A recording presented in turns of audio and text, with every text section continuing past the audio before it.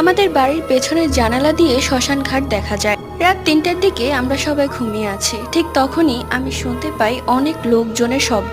আমি ভাবলাম এত শব্দ কোত্থেকে আসছে। মনে হচ্ছিল একজন লোক মিলে কথা বলছে। আমি উঠে সেই জানালাটা হালকা খুলে দেখি কয়েকজন মানুষ এবং সেই সাথে একটা দেহ। তারা সেই দেহটা পোড়ানোর জন্য এখানে এসেছে। আমিও বসে বসে দেখছিলাম, কারণ আমি এর আগে দেহ পোড়ানো দেখি। কিন্তু অবাক লাগছে এত রাতে কেন। কিছুক্ষণ পর আমি যেটা দেখলাম সেটা দেখার জন্য আমি মোটেও প্রস্তুত ছিলাম না। চোখের পলকেই আমি দেখলাম শুধু দেহ পড়ে আছে, একটা মানুষজন কেউ নেই। এবং আপনা আপনি সেই দেহ উঠে পুরো শ্মশান গোল গোল করে ঘুরতে লাগলো, যেটা দেখে আমি তাড়াতাড়ি জানালা বন্ধ করে